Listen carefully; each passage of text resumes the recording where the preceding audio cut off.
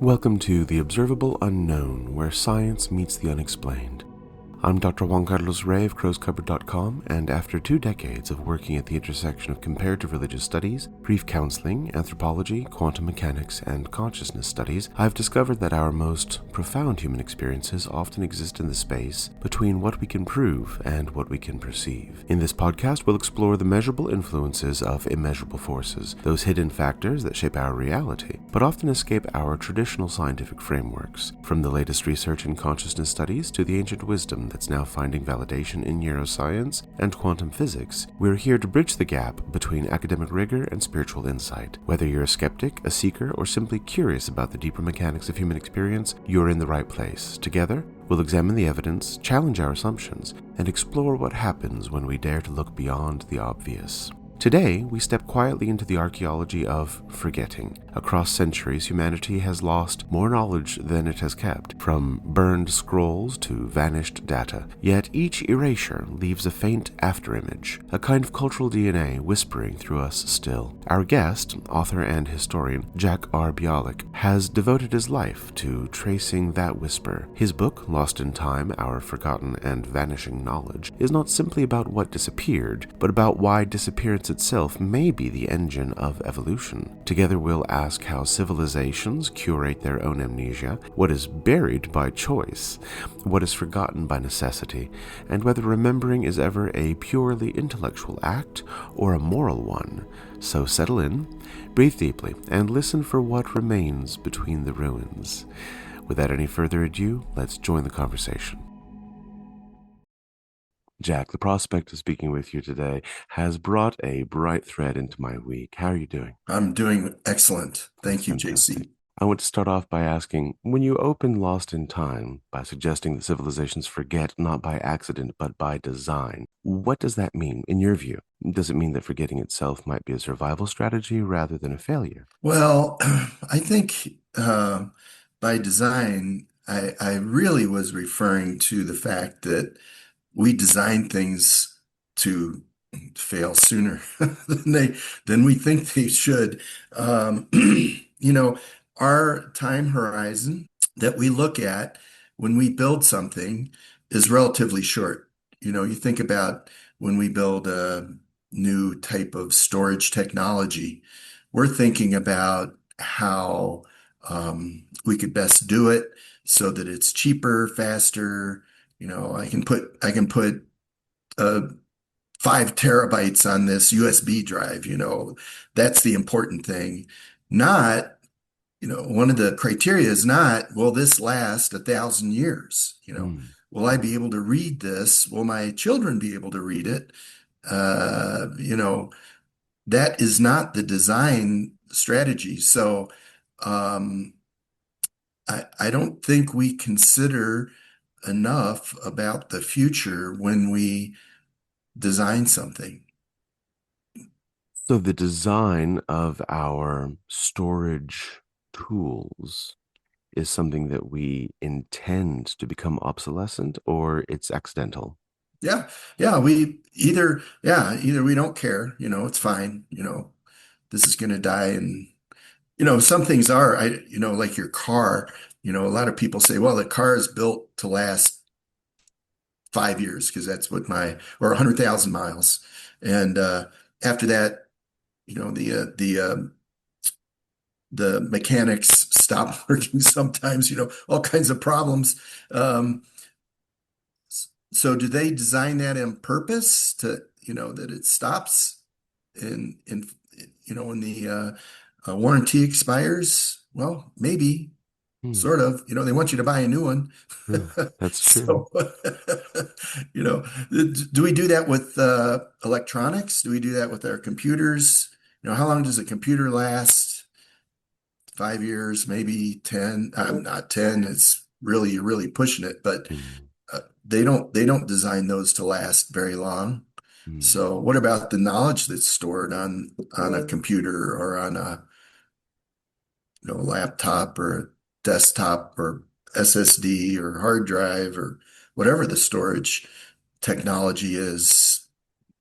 They don't care, or they design it on purpose so that You have to go buy the next one. So if loss is adaptive, what determines what a culture chooses to bury, by your estimation? It seems like we only remember what, it's human nature. We remember what we like, what we want to remember. If you look at history, look at what different countries teach about history can vary somewhat. I was in Canada not too long ago, and I was up there on a cruise and got to go to several different provinces in Canada, and their history of what happened over time and how Canada came to be was quite different than what I was taught in school or what I remember from reading in books. And not that it was one was right and one was wrong, they were just different. They had a different viewpoint, Hmm. you Can you know. elaborate on that? What seemed remarkable to you about the difference in historical referencing? Yeah, well, so for example, I went to one place in where was it now? In Nova Scotia, I believe. And they were talking about how when the people moved in there, they from Scotland. Nova Scotia means New Scotland. Mhm. Um, and there was one area where the people moved in and they kicked out the French that were staying there. Well, the French that were staying there all went down to Louisiana in the United States. And that's where all the French come from that were in Canada.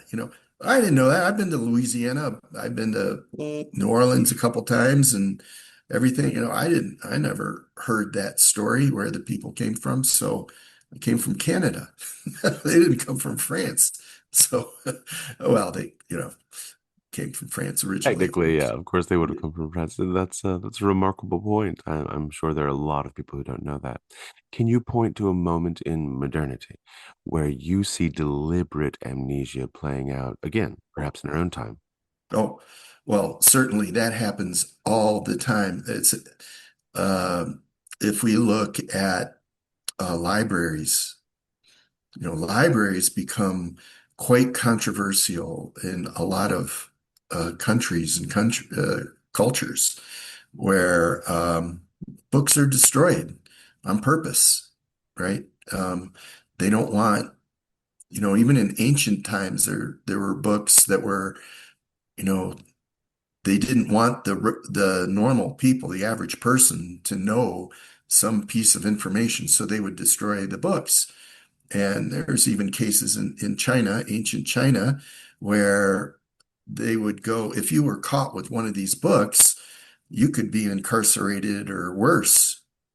So, knowledge becomes kind of a tool of the leadership, and they can kind of try to control the people by controlling what information they have, burning books and destroying libraries. Well, that's done on purpose sometimes done by accident, of course, and in wars. Iraq is a great example of tens of thousands of uh, artifacts that have been destroyed and lost just because of the war. Now, that's not intentional, people aren't doing that on purpose, but the war is on purpose, and they're not thinking about, well, let's not hit that building. They're trying to do whatever their mission is, and if the building is in the way, they blow it up. It gets bombed or tore down or whatever. So, we do it on purpose a lot of times, lose our knowledge.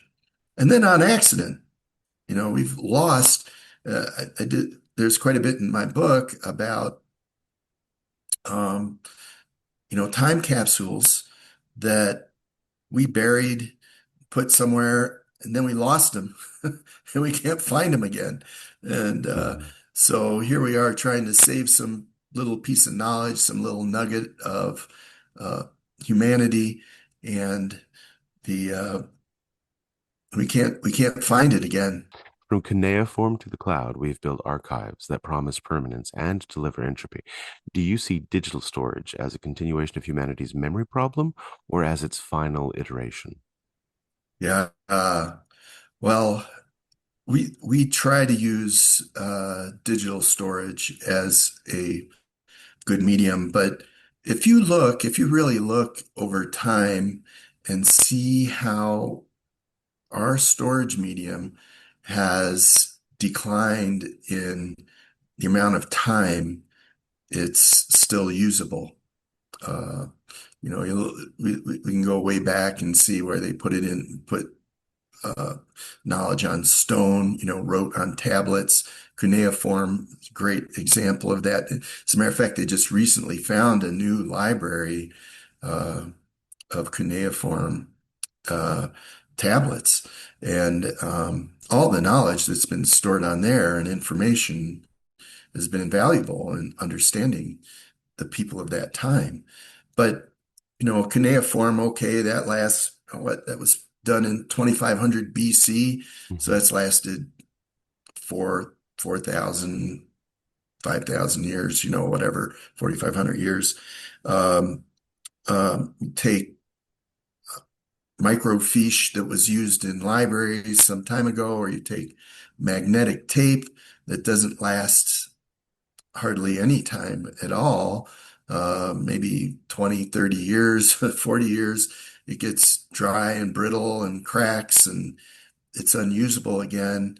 As we get further in time, even DVDs and CDs only have a last life of 30 to 40 years, maybe a little bit more, maybe a little bit less, depending on how it's stored and different criteria. But um, we we don't realize it, that we think if we put it on a DVD, it's good forever.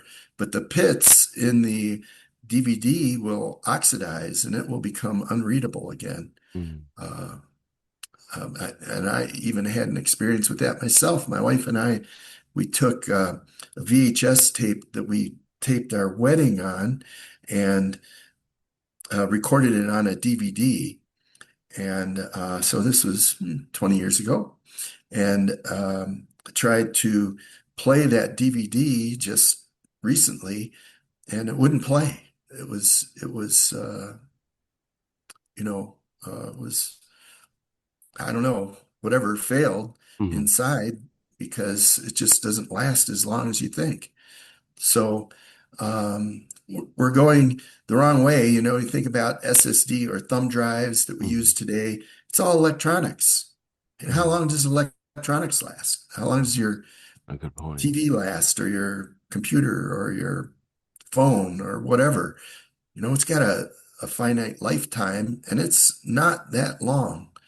So we really have to think about where we store our information and save it. Interesting story.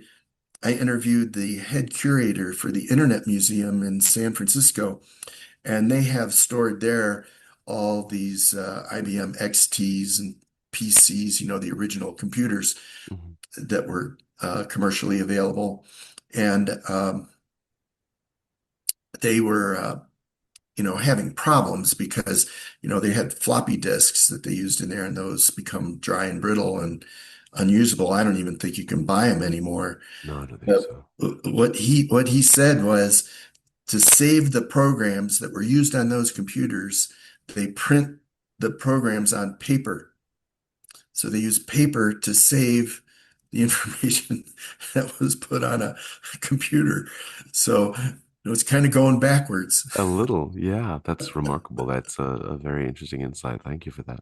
How does the digital echo of knowledge differ from oral traditions in this vulnerability? As you've pointed out, they're transferring floppy disks to paper. So, do you believe this is the potential safeguard that manuscript traditions will be the centurion against the loss of knowledge? Well, it is an option. I don't know if it's the best one. I think, oral traditions were really powerful, especially early on. If we think about manuscripts old manuscripts. I'll use for an example the Bible, which was used and um, for many years, right, in antiquity. They used to write that there's sections that are written to make them easy to memorize. So a lot of that was shared, a lot of that information and knowledge was shared down through the ages orally, you know. Same way with the Indians, have a lot of American Indians have a lot of knowledge that they've saved. Um, so the the issue with all this is that, what is the answer? What is the right way for us to save our information? I don't know that we have it totally figured out, and I don't think we've put that much thought into it. And that's part of the reason for my book, Lost in Time, or Forgotten and Vanishing Knowledge, is to make people aware, to bring awareness to this idea. Because without it, you just go on your daily life, and I don't think we're thinking enough about it, and we don't really have a good solution for how this is going to play out. What's the right way to do it? You write quite passionately about lost centers of learning in Lost in Time. Was there one destroyed archive, codex, or civilization that felt really personal to you while researching this book? Yeah, there's several I really enjoy talking about. Um, one that I find fascinating is the Voynich manuscript. Um, Now, many people may not have heard of that one. Um, it's a manuscript that was purchased in 1912 by Wilfrid Voynich. Um, and it's a manuscript that they've been able to, linguists have validated that it's written in a real language. They've run, they have there's Zipf's law that shows that letters and word frequencies are represent a real language. Um, and they've been able to verify that the language that this manuscript has is in fact a real language. But no one's been able to decode it. And the thing is, you lose, if that culture goes away and you don't have that knowledge base passed on, there is no way to capture that information again. So it's very difficult, without the Rosetta Stone, they probably never would have figured out how to read hieroglyphs Hmm. in Egypt. So this is an example of of a language and a manuscript that I think is fascinating, and hopefully someday we'll figure that one out. Do you see any symbolic continuity between those vanished libraries and our modern universities? Hmm. Well, there there is, but what's interesting is our libraries have the problem that typical libraries have with you know insects destroying books, or fires, or earthquakes, or any number of natural disasters that destroy libraries. But our current libraries have a different kind of a problem that they have to deal with, where they have terabytes of photos, videos, um, different digital artifacts that can be they become obsolete. Hmm. You know, you keep on getting different versions of JPEG or other standards for saving videos and pictures, and they have to deal with, well, what do they do? Do they take all the information they have and then upgrade it to the next newest standard, or do they leave it behind? And then how do you read that? Will you be guaranteed that you can read that in 100 years, say? Or are we thinking of 100 years? Are we thinking of 200 years? How far do you want to save Hmm. a video? How far into the future? Um, will you be able to access it and to read it? That becomes a bigger problem. It's sort of similar to the problem of reading a, a a floppy drive. Hmm. You, if you had a floppy drive with say a picture on it today, or a floppy disk, I should say, how could you read that? It would be, I don't think you could find a device. It would probably be difficult to find, but so the libraries have this problem. I just read an article where JPEG is going to become changed into it. There's a new standard coming out for JPEG, and over time, how do you deal with that? So, yeah, our libraries have to deal with the same thing that the Library of Alexandria had, where they were was burned down. Yep, our libraries can burn down as well. So the only advantage maybe we have is that we have many copies. So hopefully, one library disappearing doesn't cause loss of knowledge because we have redundant copies in other locations. Hmm. And that reminds me, one of your recurring distinctions in Lost in Time is between knowledge and wisdom. Hmm. When did we as a culture start making the mistake of displacing one for the other? Well, at the beginning, we we we have always struggled with knowledge versus wisdom. So, uh, the definition of wisdom is the proper application of knowledge. So we can find many instances of people who are brilliant. They can be brilliant in many ways, very smart people, brilliant at playing the piano, or brilliant at, remembering facts, or brilliant at, sports or whatever, physical, uh,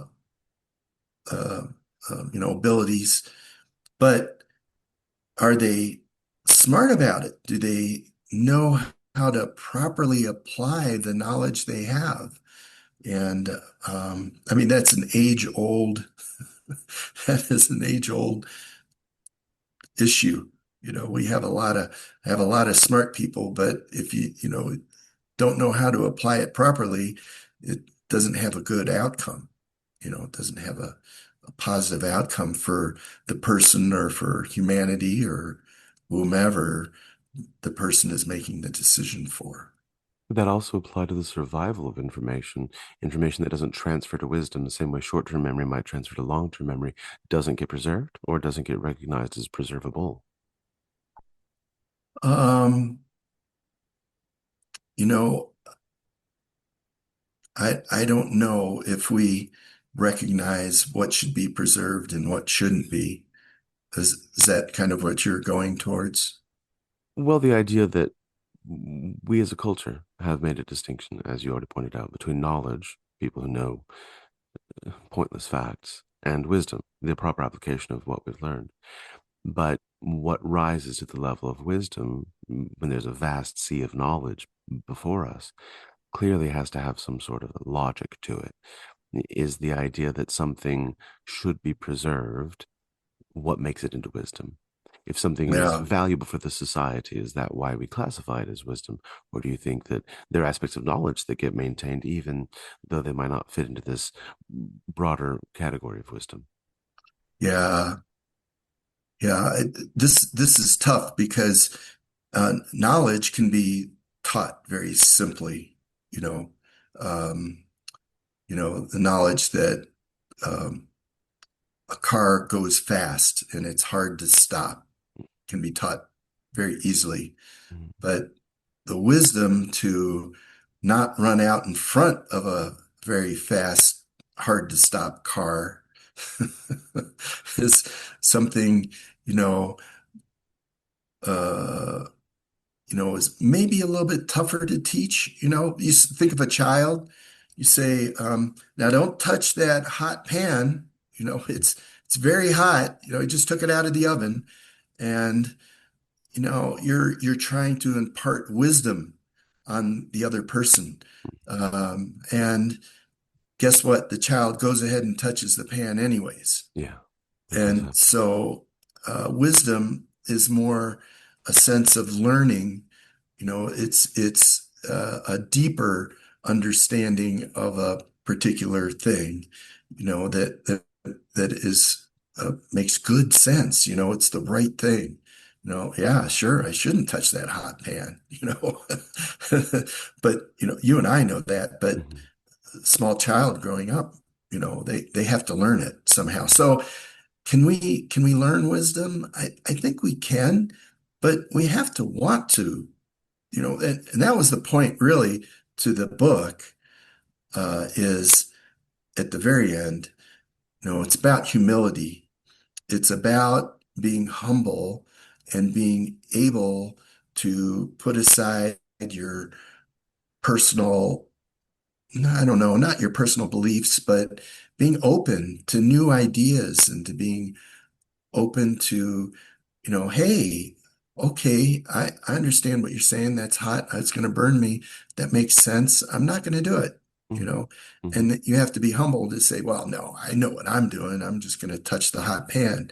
You know, uh, it's not really humble. You're thinking you're smarter than the other person.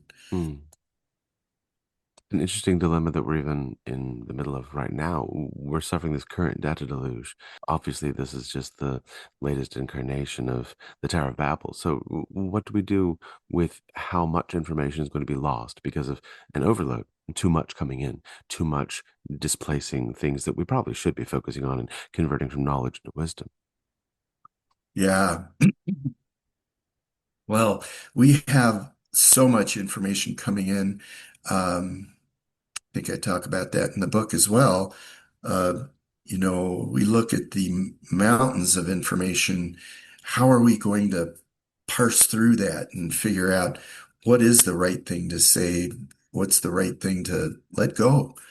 And around that thought, I've been giving it a lot of thought lately, and I'm thinking that AI may be able to help us.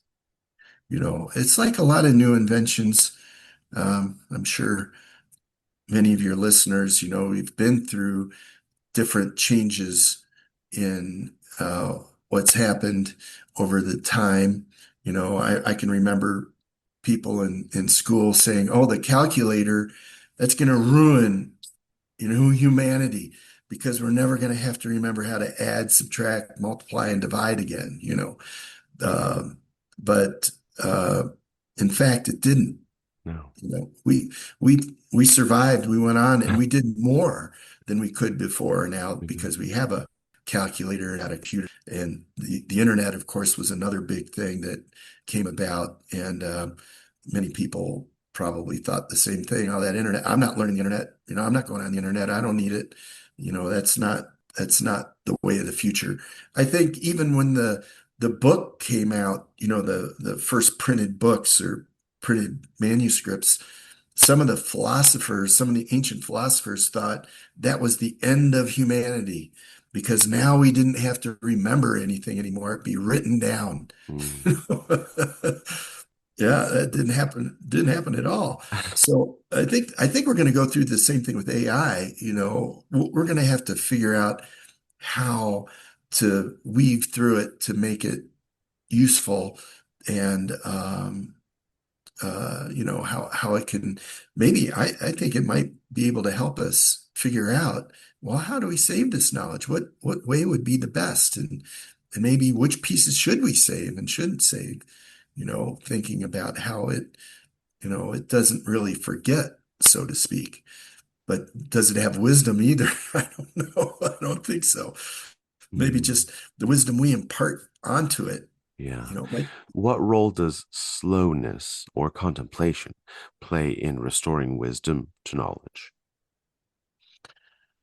Well, yeah, well, that's an excellent question, you know, because so fast to act, and I think we need to, when I was saying humility, and you think to be humble is really to think about things, think before you act. And I think that can really help one to impart wisdom on their actions Mm. by being thoughtful and taking your time. Everything's so fast today, um, whether it's in your car or you know you're speeding and there's five other guys passing you at the same time. Uh, uh, you know, our life is fast. Everything's fast. We got, text messages are fast. Emails fast, communication is fast. So I think there is something to that, being thoughtful, meditating on things or meditating in period, Mhm. giving yourself some time to think about things. I think that can help make wiser choices. Mm. Now, some of your work implies that memory operates collectively, almost biologically. Do you think that our brains carry inherited traces of what humanity once knew, but maybe Yeah. didn't record? Yeah, I I do. I don't know. I think maybe on several levels, Um, we do carry in our culture, we carry memories along.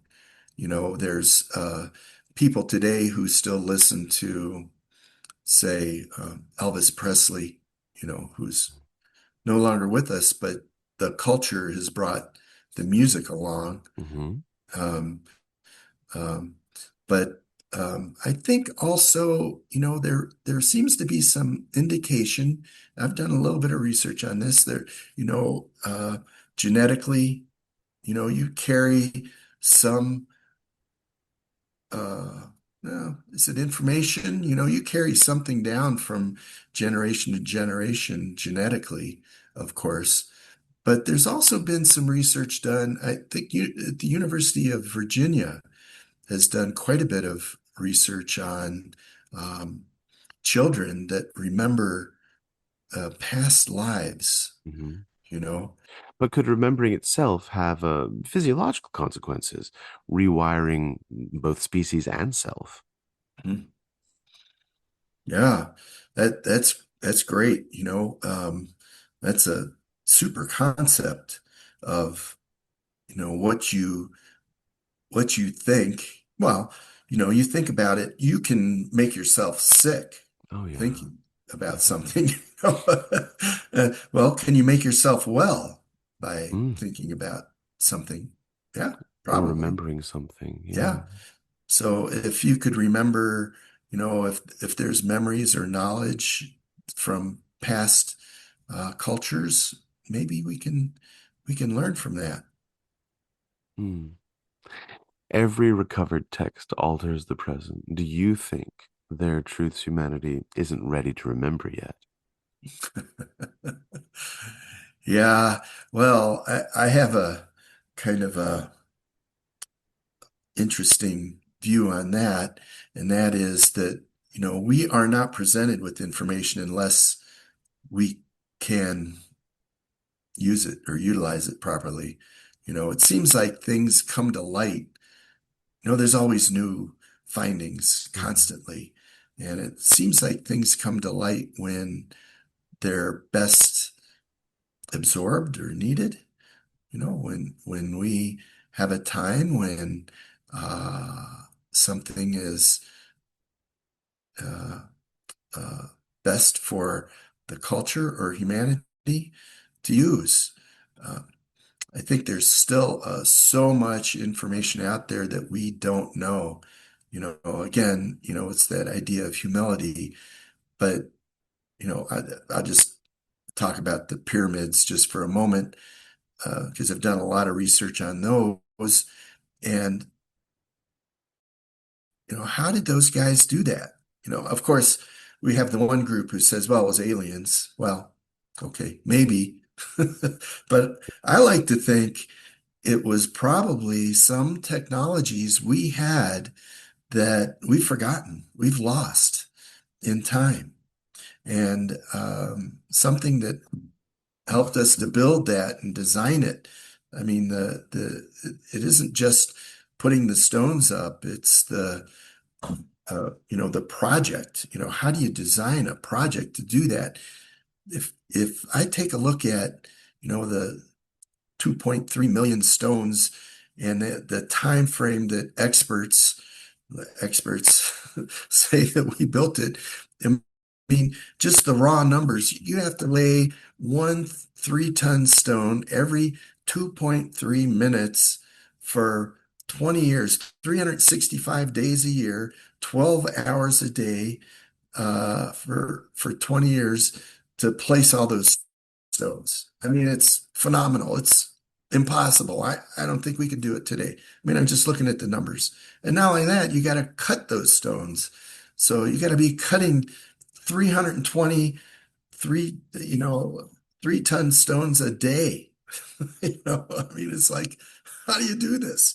So, and that's, 4,000, 5,000 years ago. How'd they do that?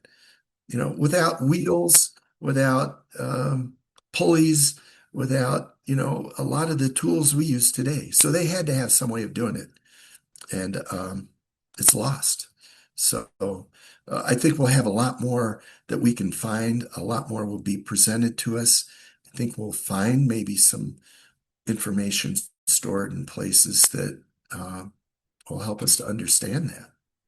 To elaborate on that, where do you think we'll be finding information of this variety of technological advantages that helped ancients construct structures? Where do you think something like that might be stored, or where do you think we'll discover it? Yeah. Well, there's a lot written about that in other places. I think you had mentioned that Casey. I know he's said there are storehouses of knowledge in South America and in Egypt. Now, uh, there's other people that are skeptical of that, which is fine.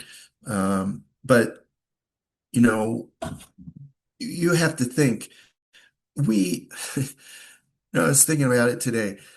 If you lived in 1248, you probably thought you knew everything, there was to know, or you Sure. knew the best, you were the smartest in that year.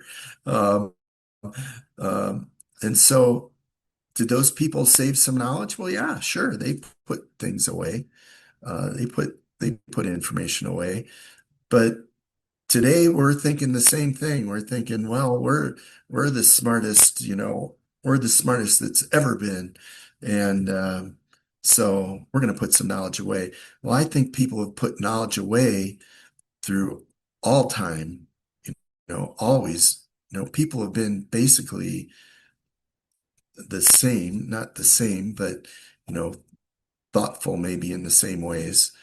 And um, I think there's storehouses of knowledge, who knows where, and who knows how it's stored.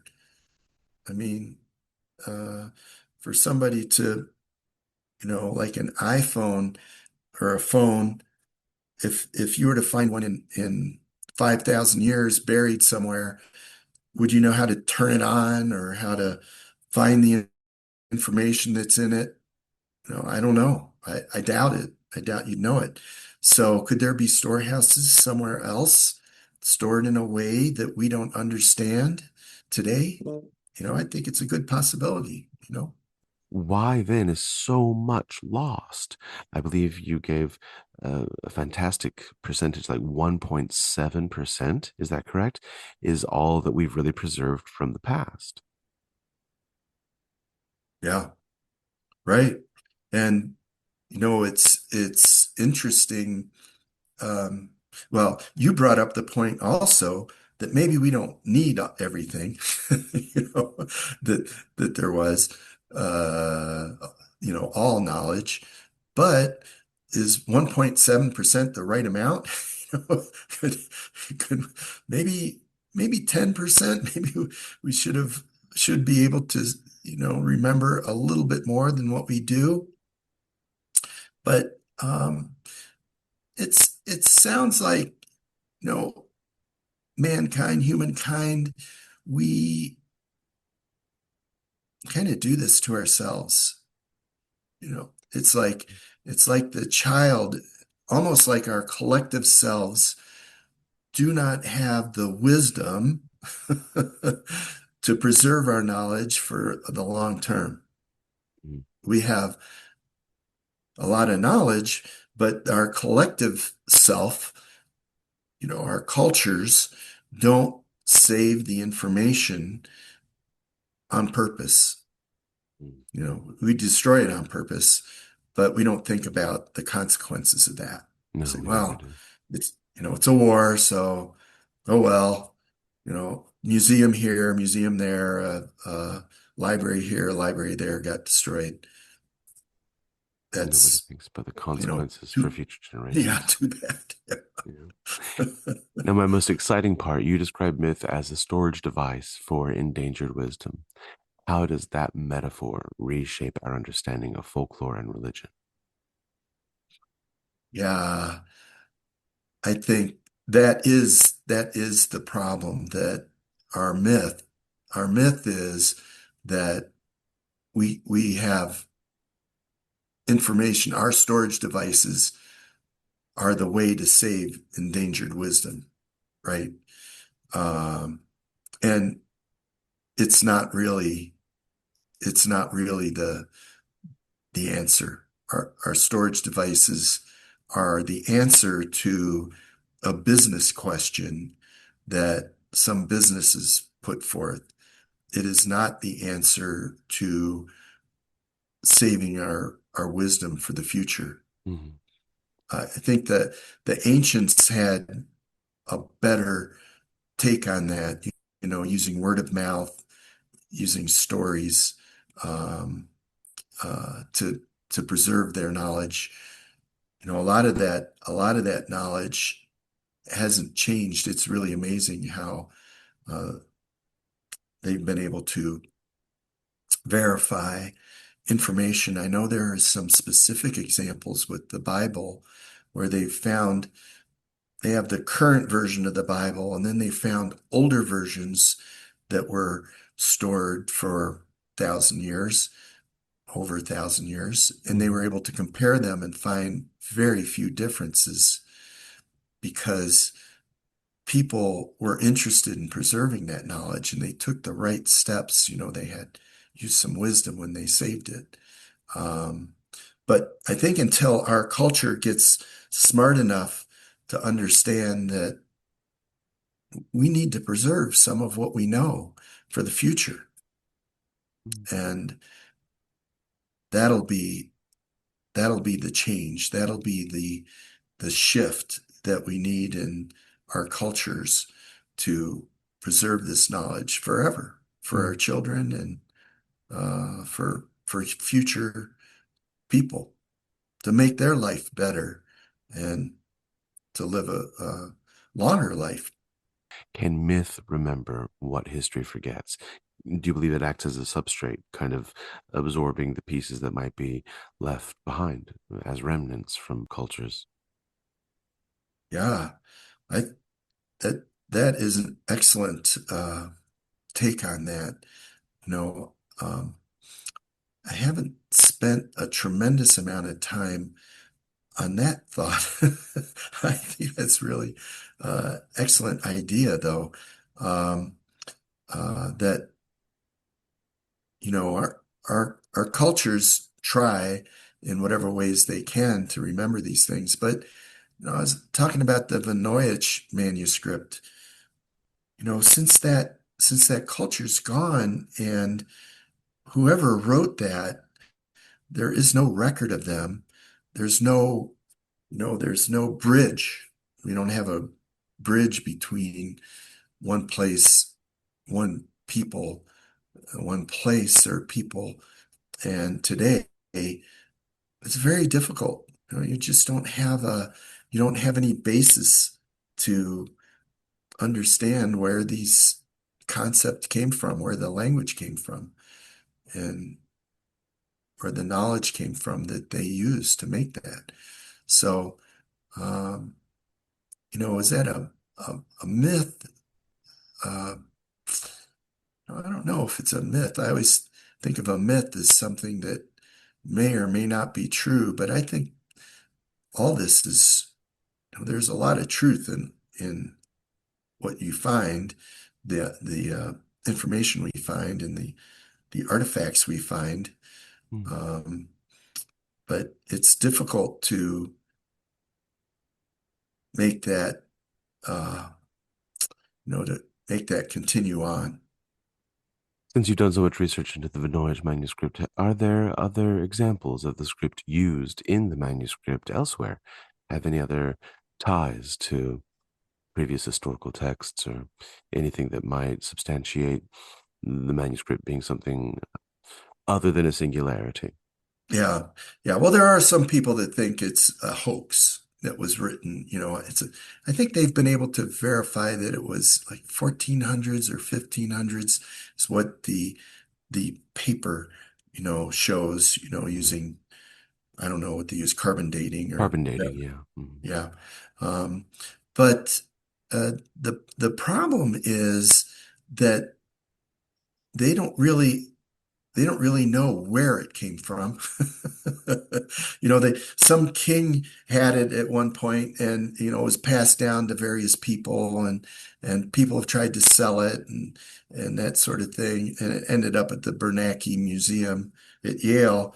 Um, uh, but they don't have any other, the pictures in it. I really think you should take a look at it if you ever get a chance. Just look it up. Some of the pictures in there are uh, like nothing you've ever seen before. Pictures of plants and uh, uh, people doing different dances and whatever. So it's very strange. It's very odd and not connected. You can imagine somebody in, say, South Africa who's never really seen uh, language written or has only seen, whatever language they use in their culture, and all of a sudden they're presented with a book in Chinese. You know, Mhm. how do you break that? How do you jump from uh, you know, Aboriginal language, say, let's use for an example, Mhm. and try to understand a Chinese language, that's written in a text. It's practically impossible. It would be. So I think that's what we're up against. They've had cryptologists, they've had linguists, they've had several people who have said they've cracked the code, but the academia doesn't recognize anyone as having cracked the code on the Neusch manuscript. So you brought up a really good point that there's the idea, there's the thinking that perhaps it's a hoax. Does that complicate the idea of what to preserve and what to let go of? Obviously, we don't want to preserve invalid information, information that can't be usable knowledge or wisdom. Is that part of how you arrived at your percentage of what's been brought forward? Because there's so much that has to be forgotten or that has to be let go of because it's not useful or relevant for that matter. Yeah. Well, my percentage, I based that on some research I did from some other sources um, to come up with that number. So I didn't calculate it myself per se. Okay. Yeah. Um, but in reality, how do we, I mean, it might be 1.7%. It might be a lot less. We don't know how far back are you going to save that information. But I think the point is we saved very little, Hmm. you know. Very little, yeah. Yeah. So, to that end, is symbolic transmission more resilient than literal transmission? For instance, oral traditions rather than written traditions? Yeah. I don't know. I think they're both powerful. I think I think knowledge. uh, lives on language. Mm, Knowledge yeah, it is really transferred does. on language. So, you have to use something. You have to use a written language or you have to use an oral language. Um, I don't think, do we have any other choices? I don't know. Um, touch or feel. I don't think that's going to work. But, um, I think it has to transfer on some kind of language that you can keep continuity with through the ages. Beyond archives and data, you suggest there's a spiritual entropy at work, an inner erosion of meaning. What does that look like in an individual's life? Well, we think about, if you think about humanity, you think about people, we forget things, of course, um, well, whether it's done on purpose or not. But let's just take an example of growing up as a child to an adult. You don't remember everything, as you were growing up. Mhm, You kind of pick and choose what to remember for whatever reason, because it may impressed you or because something really good that happened or something really bad that happened. mhm, you know you'll remember it as you grow up. And I think as humanity we kind of have that same uh technique, we'll call it, where we remember certain things along the way, and tend not to remember everything. But I mean, it could be that uh, it's not useful in the long term. Maybe these are the things you're supposed to remember, mhm. the big events. What you can apply rather than what you can't apply. Do you believe this entropy of information, whether it's in a single person's life or in a culture's life, can be reversed through, say, ritual, art, anything that might help to resurrect memories that perhaps we didn't know we had access to? Oh, yeah. I think that is possible. And think about it yourself. Have you ever been somewhere and maybe you heard a piece of music, Mhm, and you go, oh, yeah, I remember the first time I heard this, I was, here at mhm, this location. So, I think it's possible that, seeing other things, maybe hearing a certain music or seeing a certain sight or seeing or smelling maybe something, mhm, um, can resurrect memories. And it might be interesting. So I'm working on a follow-on book, a collaboration where myself and another author, we're going to go to megalithic and monolithic uh, sites. And we're going to try to see if we can find some linkages to some of these. So we might be looking in spiritual ways mhm. more about these, but what kind of information can we glean from, some of these megaliths or monoliths that have been left behind, rather than, oh, yeah, they just put a bunch of blocks up here, is there something more that we can get from it? So maybe it's along the same lines as we remember things because, that sound, that music, that sight, that smell. Maybe if we go to some of these other sites, we can remember some of the cultural things that have happened to us as a, as humanity. Do you have personal theories about any existing structures like Göbekli Tepe or maybe Mm. Stonehenge? Do you have ideas that are differing from the mainstream? I don't think I have any predisposition on any of those. I think they're very, that Göbekli Tepe. I saw that early on before it really hit mainstream news. And I always thought, wow, that is a curious place. What was going on there? Well, So, where do you stand on the subject that our record is actually significantly longer than oh, what right now it's believed to be? Go back oh to yeah. Mississippi being one of these instances. When I was a young man, the record went back maybe 4,500 years. But now, of course, the idea is that it goes back 10,000 years, which is a Oh yeah. massive Yeah. difference. I think we've only touched the surface of it, really. A lot of things get buried, just over time. When I say buried, the dirt and dust Hmm. and Hmm. whatever. And Göbekli Tepe, they buried on purpose. So there's another twist to it.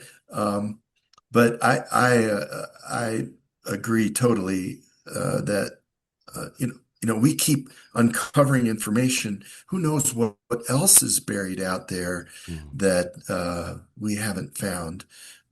And the mainstream archaeology is very difficult, to break some of the thought processes that people may have. Again, I think that goes back to being humble and thinking you don't know it all. There's more information out there, but I think we'll find more. I definitely do. And we keep finding it. So that's an interesting point. Do you believe that by setting knowledge sets into academic disciplines, we're, as a species, causing ourselves a disservice because of the politicization of information that is very common in academia? Yeah, well, first of all, I think we need academia. I think it's very important, and it's a great tool. It's important that we have that whole process to impart our knowledge on others. It's a great tool for keeping our knowledge moving. I think where the difficulty lies is when we start thinking we know it all. We're not humble about our knowledge and not open to new pieces of the probability that and the possibility that there is more information out there. Uh, we just need to awaken ourselves to the fact, concept, and probability that we don't know everything. And you can see that right away by looking into the past and looking into the future, just like you brought up. What do we think about the human species 100 years ago? How long were we around? And what do we think now? Has it Hmm. changed? Of course it's changed. Absolutely. Yeah. Yeah. So what's it going to look like in 500 years from now? It's going to be different. Completely. So, Yeah, I can believe it's it. guaranteed. Guarantee it. Throughout Lost in Time, I gleaned a sense that you feel curiosity itself is endangered. How do you see wonder functioning as an evolutionary force? Curiosity functioning as an evolutionary force. Oh, yeah, for sure. And curiosity is really the key. It's one of the attributes we have as a human is being creative. It's one of the attributes we have as a person, and we we will always be creative, and it's just a catalyst that we have to keep inventing things and to keep creating things, of course, but curiosity can't be put down. Creativity can't be hindered. Um, uh, it's just, it's actually interesting enough. It's the catalyst for how we keep reinventing things, our Mm, curiosity, mm, you know, the, uh, the, uh, the vending machine we had in ancient Rome, you know, somebody, hero of Alexandria invented that. And it was a device that you could put a Roman coin in and it would dispense holy water at temples. Mm-hmm. And they even had one device where it would dispense a steam out the top of it that would be on an idol on a wall and would make the idol look like it was crying. It's kind of an ingenious invention. Beautiful things that have been lost, no doubt about Yeah, that. But you're right, the curiosity that we keep as an impulse does seem like our saving grace. The arc yeah. of your research, I'm sure, will continue. What do you think the next frontier looks like for yourself? You did mention going to look at megalithic sites. Are you focused now more on archaeology? Are you focused on psychological improvements in the human condition, cognitive ecology, or something else entirely? Yeah, that was great ideas. Uh, um, yeah, I think we are, well, so for me, I think I'm trying to look to branch out to find new areas where knowledge could be uncovered. And it pops up all the time in the news. Um, I'll just relate this one I thought is fascinating about cranial surgery that was done in Peru in the years, I think it was 400 to 1400. They did cranial surgery. So people who had their skull injured, maybe by an accident or maybe by, war fighting or that sort of thing. Hmm. And they found that the people were doing cranial surgery that was 40% effective in the year 400. And by the year 1400, they were over 90% effective in doing cranial surgery. Okay. Yeah, they would make a plate and it was made out of gold Mm-hmm. or partially out of gold. Mm-hmm. And the reason they knew that they were able to improve that was that um, the skull itself would grow back partially over the plate if the person lived. If the person died, then the plate just stayed there. Mm-hmm. Mm-hmm. So they were able to see what percentage of the skulls they had that would uh, that were successful over the years. But I digressed a little bit, but I thought that was just such an interesting uh, thing that they found, because we think, we are the ones who do cranial surgery today. But but to your point, your original question, I want to find more things that can make people aware, and that's my whole intent is to make people aware that um, we keep doing this over and over again, and we need to stop it. We need to we need to figure out how to break that cycle because it's not a good one. And we We have to really want to stop proliferate. forgetting. Yeah, Yeah, stop forgetting. So absolutely. yeah, so my next frontier is to look at uh, megalithic, monolithic structures above ground and underground. Tell me about the underground ones you're going to. Yeah, well, sorry, I don't have names of some of these right off the top right now, but there are underground structures that were built that are huge, large, ones that were built in a way that they have certain properties that are very curious. For example, there's one that has chambers, and it's a very large underground uh, structure that was built.